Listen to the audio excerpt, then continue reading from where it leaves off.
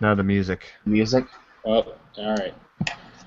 Welcome to episode 57 of the F Stops here. What's terrible about it? You're not Episode drinking. 50. Oh! I thought you were complaining about the show. It's like that's a new record. We're not even 30 seconds in. Anyways, welcome to episode 57 of the F Stops here. We were supposed to have Josh on tonight, but I don't know if you realized it was a new time. So sorry, Josh. Just tell him to drop on in at any point. That just goes to show he's been watching. Yeah, so if you are watching this, please join or send us an IM or a tweet or something. We'll let you in. Otherwise, we're going to go ahead and get started to see what everybody's been shooting this week. I've actually been shooting something, and I've actually posted on my blog. I know, so I can't wait to share that. But your blog post wasn't about photography. Well, the one that I posted today wasn't, but the stuff that I was shooting this weekend will be, and it hopefully will be up later this week. Anyway, so let's get started with Jamie, because Jamie, I think you've had a pretty cool session this weekend. I've heard a rumor. Rumor. Okay, so we'll start off with the rumor. All right, screen share time. You know me. Mm-hmm. Oh, shit. That was a sneak peek. I wasn't supposed to show you that. Let me show you this first. All right, so, oh, come on. Did I just get rid of it? Is it still up? Can you see it? No, you're good. Yeah, I can see it. Okay. So what I've been doing lately, kind of a fun thing, is setting my camera to RAW plus JPEG, and then putting my camera into one of the many different black and white modes that I have available in my camera. This is, all the Olympus cameras have what they call art filters. So there's one called Grainy Film. The Grainy Film one I have a lot of fun with. So when we go for our evening walks, I like to throw it in, like I said, RAW plus JPEG, and usually throw it on the Grainy Film and just shoot. And then that way I've got like a color RAW of the scene, but I've also got, you know, this JPEG that I can just fire up online.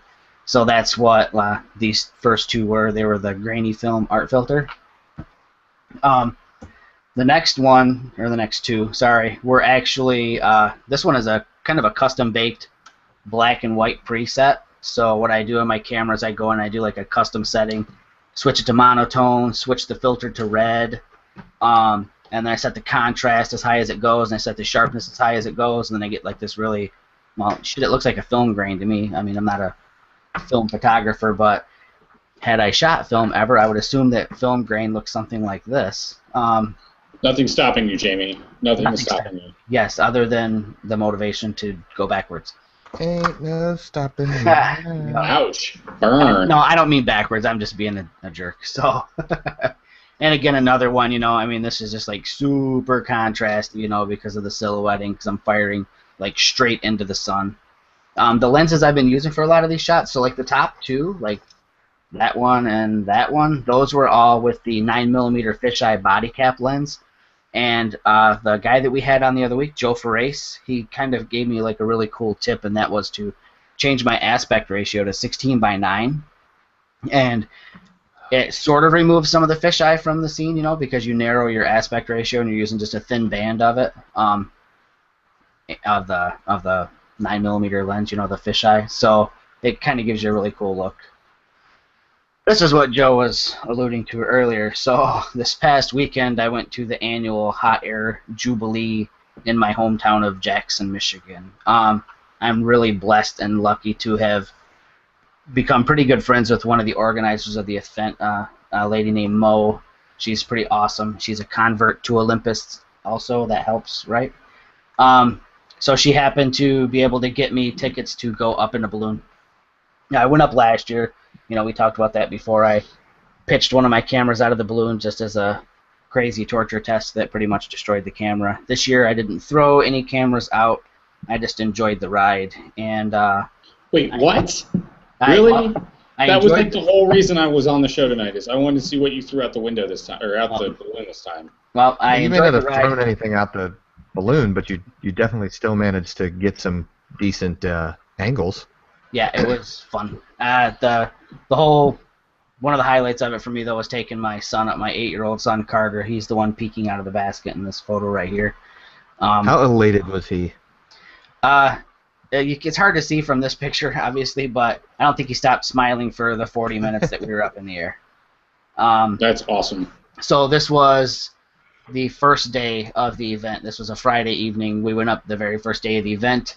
As you can see, there was a decent crowd going on around the park. There's still more people that are out of the frame that you can't see. This is where we launched from, and what you don't see in this shot is the fact that there were like 25 balloons there. More than half of them had already gone up at this point. Big turnout this year for the balloons. And then the next day I went back just to shoot the balloons from the ground, which is always a blast to do. I had a media pass so I could get like right up to the balloons, which comes in handy for shots like this. This was taken with the Rokinon 7.5mm fisheye. The balloons were really tight in there.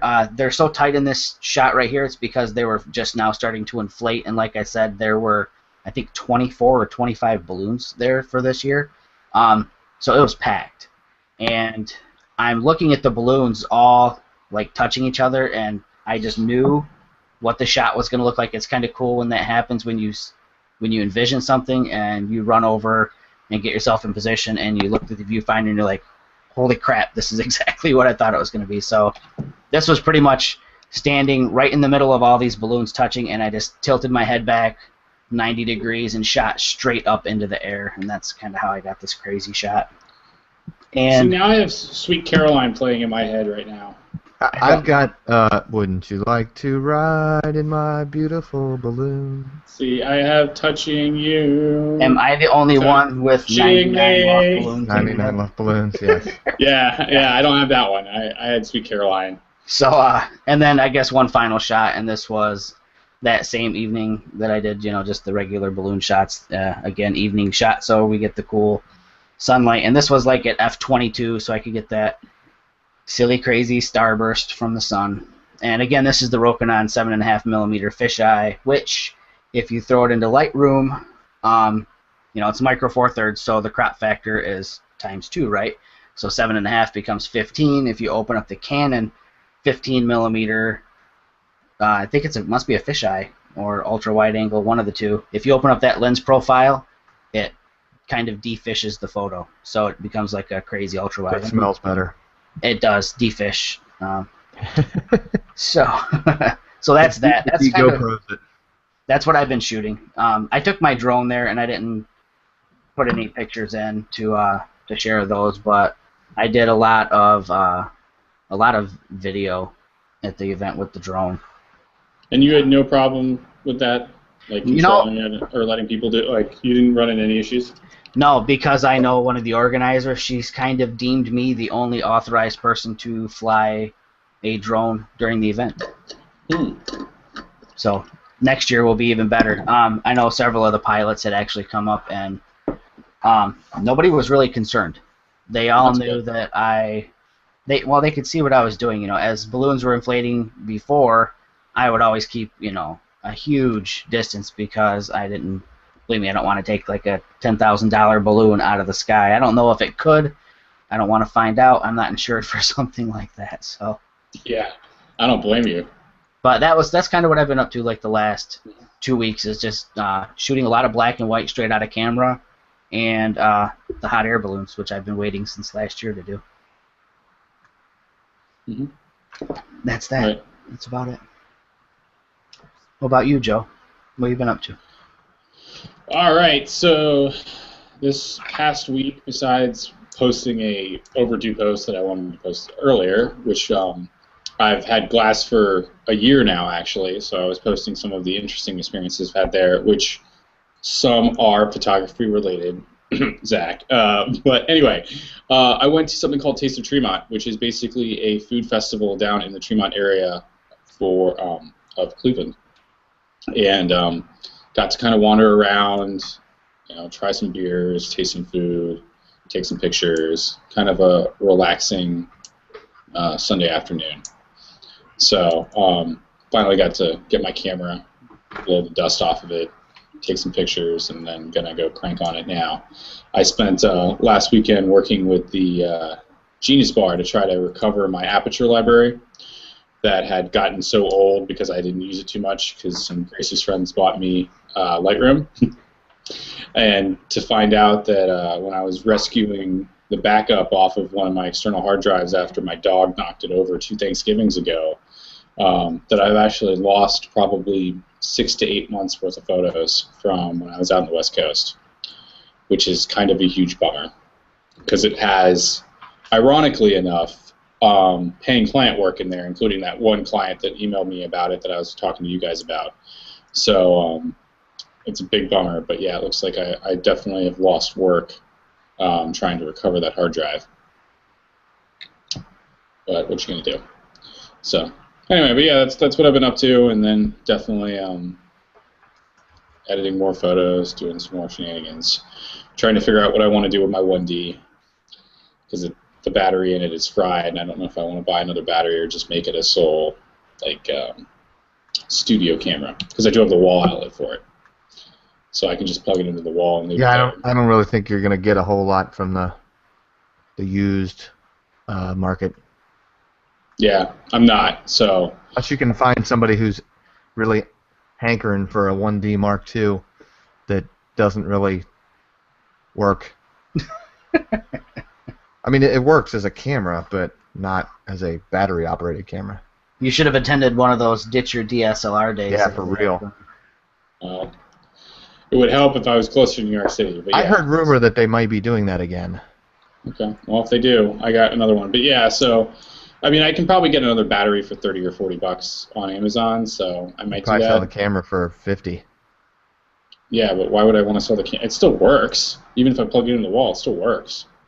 So it's not the greatest, but I can still run the sucker into the ground like I did before. Buy the 7D Mark II. Yeah, if I had the funds, I'd totally do that. And it was out. Yeah, if I had the funds. So, anyway, Zach, what have you been shooting? I can't remember if I talked about the Pentax mount. Yes, you Did I did. talk about that? Oh, shit. I forgot to mention one thing about me shooting, but yeah, go for it. Yeah, you did talk about the Pentax mount last time. Yes, Okay. one of the perks of being a mirrorless shooter. Yes. So I've been shooting more with that. In fact, that's going to be primarily what I take with me when I go to Canada this Friday for a week, just because it's going to be so much lighter and easier to carry. Oh, hell yes, totally. I am still going to take just a single Canon body and lens. I'll let you guess which lens. Does it start with 3 and end with 5? Yes. It's the 305. So I've been shooting more with that. I don't really have anything to share. It's just been kind of playing around. I find that the lenses that I have, the Pentax lenses, lend themselves really well to post-processing in, I can never remember the name of it. Analog Studio 2. Analog Effects Pro. That's it. Thanks. So I really find that those are. It's just a good quality image for making look like it's an old quality image. Yeah. And other than that, I've been doing some product work, both paying product work and holy crap, I get pre-production items product work for review. So that's exciting stuff. We can probably segue that into what the actual items were if you'd like. Yeah, go for it, because I'll talk about one of the ones you converted me to. But go, yeah, So- we'll start chatting about what you've been testing. So everybody probably knows by now that I'm a big fan of the company Peak Design Limited. They are the makers of the capture clips, which I mistakenly I'm not showcasing my boobs here. Jamie, stand up. Or that works too. Will the real Jamie please stand up? Wait, hold on. So the other day, so they've got a new Kickstarter out. I kickstarted. I helped kickstart the Capture Clip Pro 2. I ended up sending mine back to Amazon by accident, and then I got a new one. And the other day, I come home to this in the mail. Lucky you. Lucky me. I don't know why I'm so lucky. Oh wait, it's because I'm awesome. Actually, I think they recognize that I really, really like the company, and I really, really like what they're doing. And I already kickstarted their already kickstarted Kickstarter, and that is for a couple of new items. They're kind of trying to revolutionize straps and grips because really that market has gotten incredibly boring. So what they've come out with is the slide and the clutch. And for those people that don't really want to stray away from their original straps, they also come out with these, which are called the anchor links. I'll hold that up there. I'll go over the anchor links first. It's really basic. All they are is a piece that will allow you to connect your existing strap into. So Peak Design's entire system is built around this little doohickey right here. I'm going to try to push the button. Can you see my video? I can't see your video. Jamie, can you see it? I see you now. Can you see me now? Now I can. Okay. So it's this little button, and all you do is push the button, and by doing so, you've essentially disconnected the anchor from the anchor link. And to connect them together, you just push it back in, which I've never done this way, and pull until you hear it go snap, and now you've got a good solid connection. So what these allow you to do is to take your existing strap, fish it through here, and then you can attach these to your camera. So I've got like a bajillion of these little anchors. So you attach it to your camera like this, nice, right here, and right here, or on the bottom, right here, because I've actually got 3 on mine. And what that allows you to do is connect anything basically in the Peak Design system to the little buttons. So where that also ties in is the clutch. So this is the clutch. Keep in mind that all of these items are pre-production, so there's the material's a little rough. Some of the stitching's kind of out of whack, and they'll be they're just kind of getting us to take a look at them and see what we think. But let me show you the clutch in action is kind of really it's really the only way you can tell what it's going to be like. So you saw for a second there I had just the clutch. I'm going to try not to make too much noise here. I really like this. I'm not a big hand grip guy. I'm not going to lie. Are you a little hand grip guy? Yeah, I only like little hand grips. No, I'm just not not a big fan of hand grips. But in this case, I kind of let it slide. So I've already attached the top part of the hand grip. It's just a little carabiner with a clip. And then because I'm tied into the anchor system, I do this and pull, and it's now connected. And what Peak Design has really started to do is, you see here, I know this is terrible, there's like these little clips, and all you do is adjust the pad to get it on your hand, and pull. And you just pull. And that's it. And it cinches it up. And it cinches it up, and now it's on my hand. And to release it, you just pull up on the tab, like that, and now you're good to go. It's like my snowboard bindings, kind of. Yeah, exactly. Without the what's really cool is that they've also tied that into their new strap called the slide, right here, where instead of like a normal slide where you got to like work the little thing up and feed part of it through and then pull it back the other way, now all you got to do is lift up and pull to slide it down, which works better if you have a camera attached to it. Like this, pull that down there. Oh, it's because I went only as far as you could go. And then to loosen it up, you just do it the opposite way.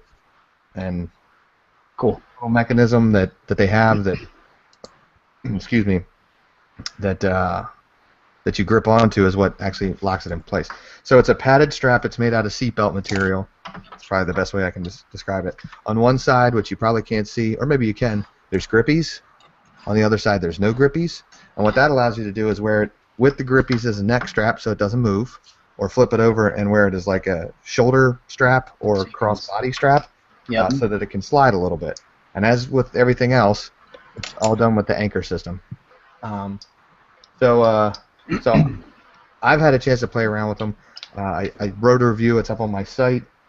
I gave it 6 thumbs up, and I'm definitely going to continue.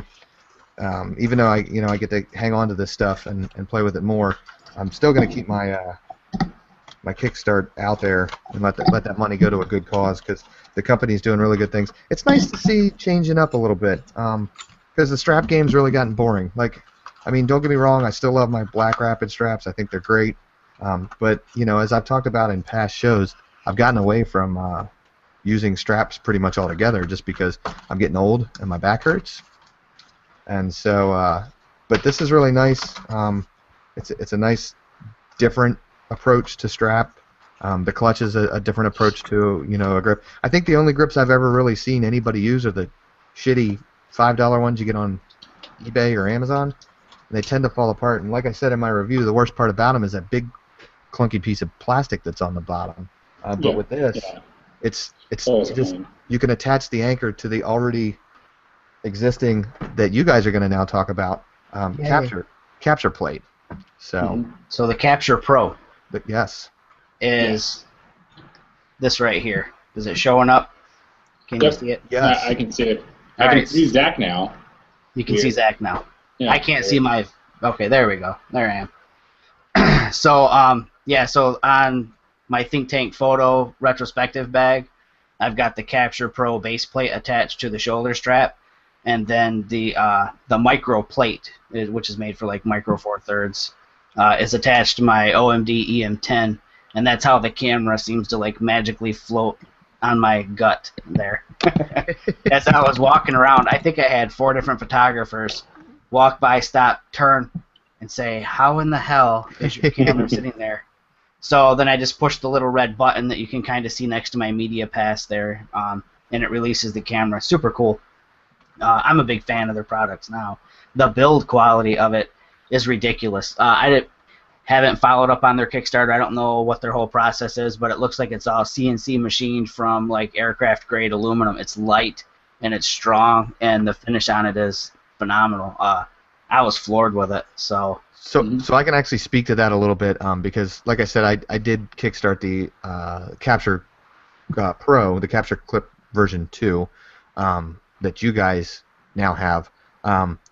That actually got delayed like 3 times, because every time they manufactured it, they got them in, they started using them, and they went, you know what, this isn't right. So they sent it back to the drawing boards, they reconfigured it, they remodeled it, and then finally what we got was the finished product. So they definitely, I mean, these guys are very in touch with their audience.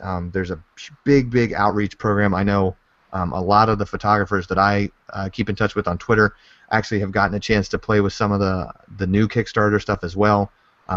You know, they're very quick. Joe can attest to this. He just mentioned them in a comment about tonight's show, and they were engaging him.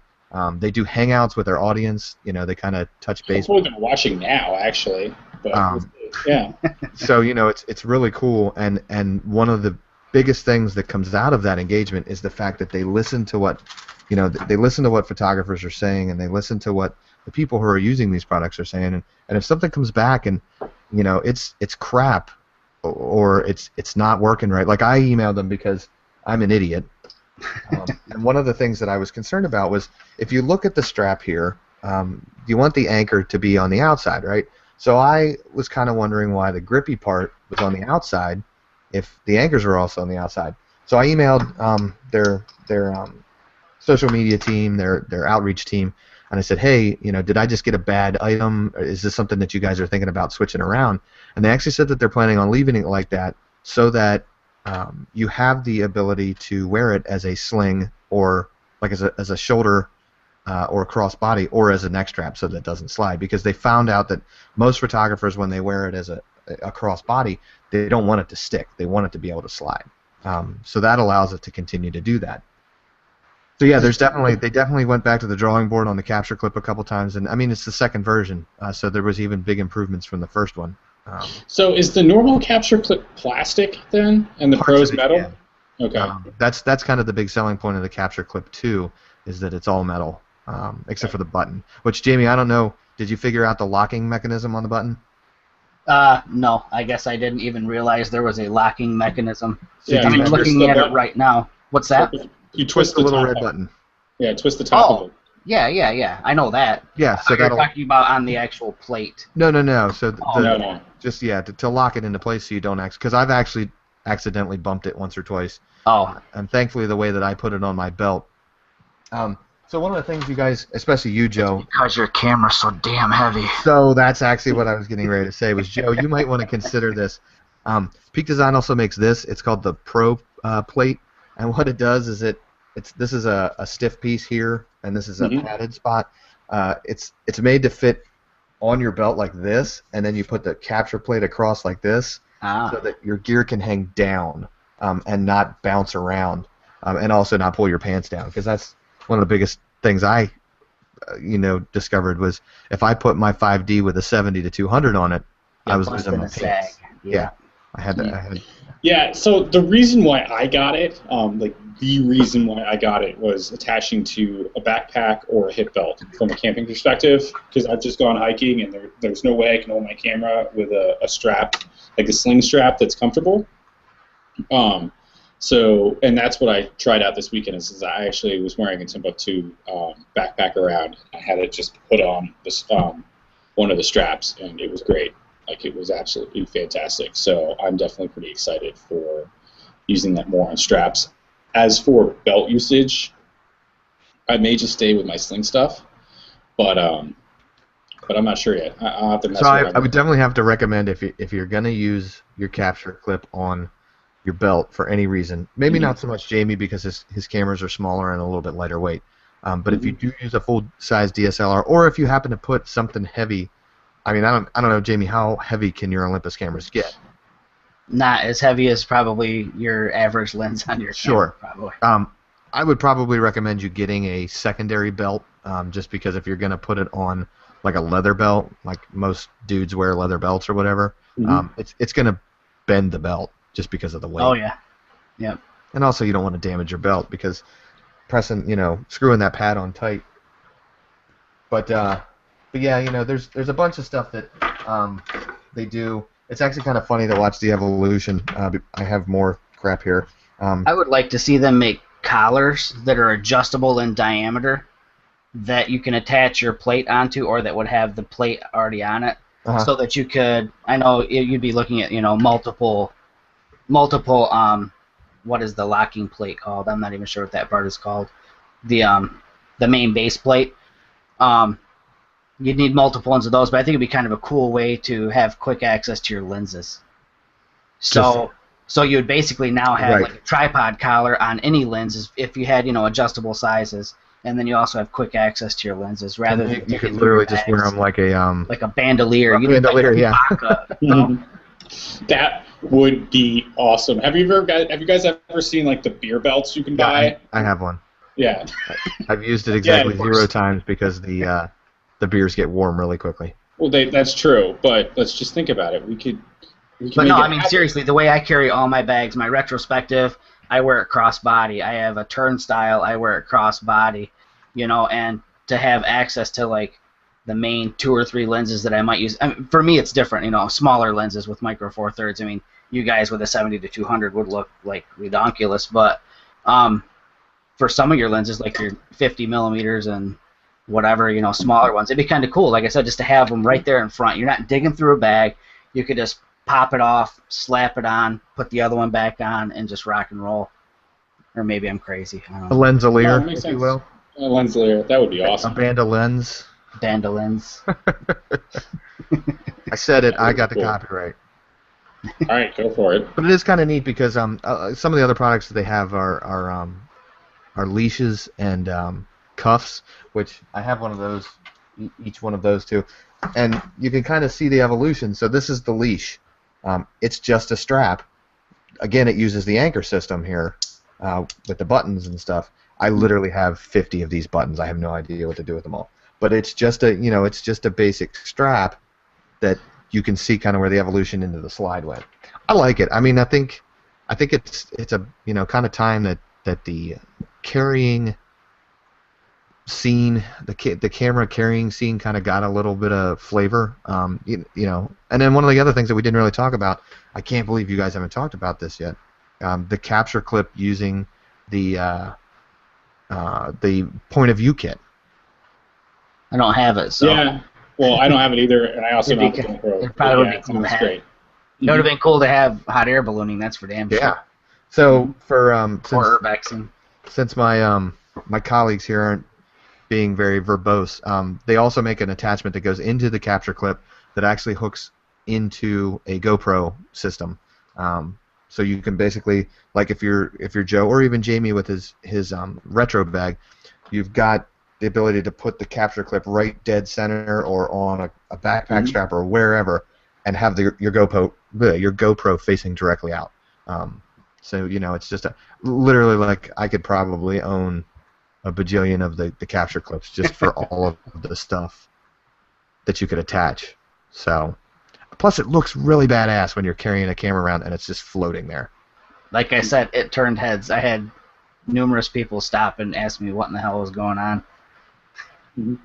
It works. Yep. Yeah, I like I said, I'm a big fan, big fan. So. Yeah, no, it's definitely pretty cool, and I can't wait to mess around with it some more.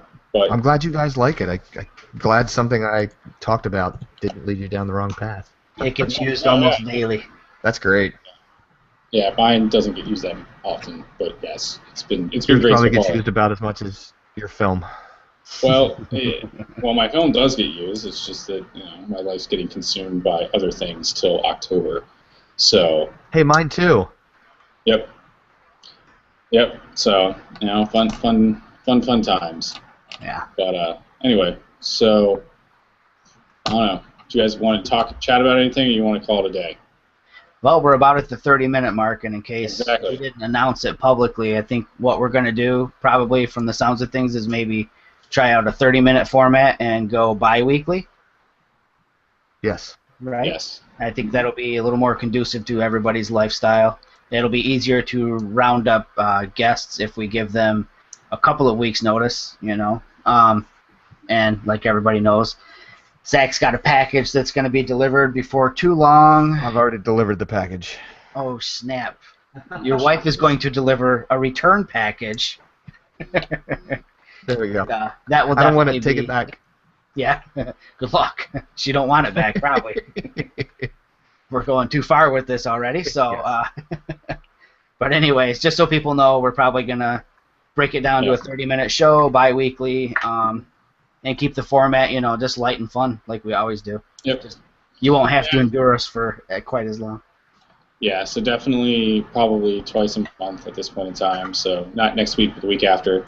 So I will. I'll be sending out Zach, apologies to all my groupies, that are going to miss me for that additional 30 minutes. Oh boy. Well, it's a little bit more than 30 minutes. It's actually an additional 2 hours. But hey, tomatoes. Jamie usually goes for an hour, but hey, we're going to have to not cut what I back to heard. 30 minutes. That's not what I heard. Oops, wrong one. Even the drum roll goes longer, so. Wah, wah, wah. Yeah. All right. Anyway, but yeah, if for those listening at home, if you have any questions, comments, concerns, ideas, please don't hesitate to drop us a note or use the Q&A box, which I don't think anybody's used for the past 10 or so shows. I didn't even know it was up. Is that from your Yeah. script at work or something? Any questions, comments, or concerns? What are you, customer service rep for the F-Stops Here podcast? Oh, we just got a question. And we Joe. literally just got a question. So, wow, somebody's actually watching. Do I know what days? Yes, it will. We'll still be doing Tuesdays and probably starting at 8 as usual, just not every week. And as far as what days of the month, probably we will know starting next month. But my guess is probably the second and fourth week of the month. Yeah, we're going to try That that. sounds fair. Let's try that to start out. So, yes, so thank you for using the Q&A app. We do actually have a user of it, and we've broken our streak. But yeah, so if please don't hesitate to reach us out on Twitter. I would definitely highly recommend checking out both Jamie and Zach's blog. They both have some great posts about what we were talking about today, especially if you like balloon pictures And also, product reviews. to plug my own crap, in my review, anywhere that it says Peak Design Limited, if you click on that link and buy something from their site, which you can't buy any of their Kickstarter stuff yet, but you can buy the capture clips, you'll actually save 10%. So Buy one. That's pretty cool. Buy one. Save 10%. Full disclosure, I do get a piece of that eventually if enough people buy it, but not enough people have bought it for me to actually see anything. But definitely the saving 10% is a huge huge bonus. Mm-hmm. Especially because to some people they might be a little bit pricey. $80 for the Capture Clip Pro. It can be tough to shell that out, but it's definitely worth it. Especially for the Pro, because that metal build quality is really kind of, Unsolicited testimonial. It is There you worth go. it. It really Yeah, is. no, it's definitely awesome, especially if you like to do any sort of. Especially if you are Or carrying more than backpacking. one camera. Yeah. Yeah, well, no, seriously, if you like to do any hiking or backpacking and you have a strap, you have a camera that you want to have accessible, it is definitely so far the best way I've seen.